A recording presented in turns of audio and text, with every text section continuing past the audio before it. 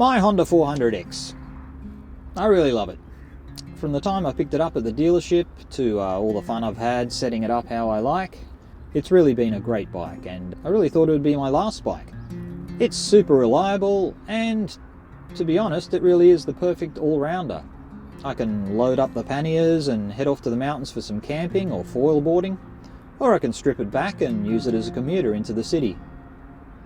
But as I got older and started wondering about how many years of riding I actually have left, I started to ask myself, shouldn't you get that bike that you've always dreamed about? The answer was no. The Africa Twin is way too expensive, and it's probably more bike than I deserve.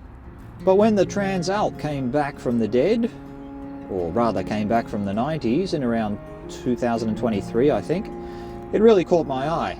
But I was a bit worried about all the negativity there was on the internet about it. There were lots of complaints about the controls on the handlebars, the LCD screen and the suspension, among other things. One YouTuber who did have some complaints was this guy. Although if I had that girl on the back of my bike, I wouldn't be complaining. And then there's this other guy who also lives in Japan. But he must have run over a gypsy or something because his bike seems to be cursed. They make some pretty good videos, so I'll put links to their channels, so check them out. Anyway, jump to 2025 and Honda tweaked the Transalp a bit, and the rave reviews from all the big names in motorbike YouTubing started pouring in.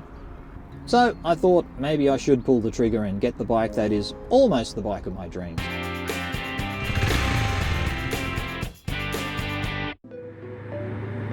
So it's off to the Honda dealership to find out how much this is going to cost me.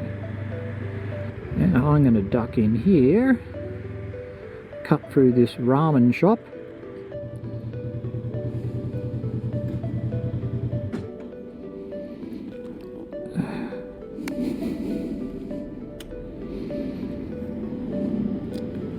most dealerships do not appreciate anyone filming inside their shop, so I'll probably just have to give you a report after I come out.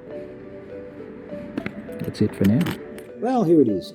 And I really like this grey colour, which is just as well because it's the only colour left in Japan. All the whites have been sold apparently until the 2026 model comes out, in probably around May next year. Anyway, I don't know. I like this colour scheme, the kind of dark grey with the yellow stripe colour. I like the way it matches the rims.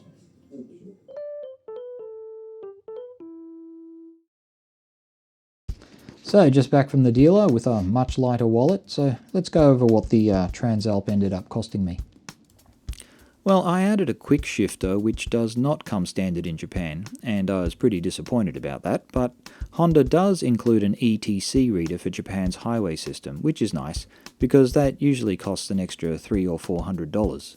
I also got grip heaters, which I've never really cared about, but everyone seems to love them, so I thought I might as well try them, and they are nicely integrated into the control panel.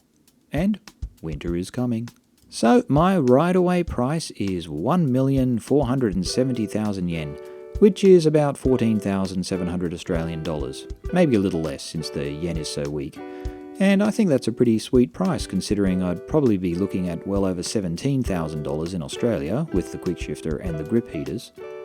They will give me 6,000 Australian dollars for my 400X, which isn't that much less than what I paid for it. Now it's going to take a few weeks to do all the paperwork which is necessary in Japan.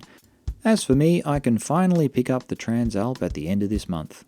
In the meantime, I'm going to make my plan for all the extra things I need, like a bash plate and panniers and things like that.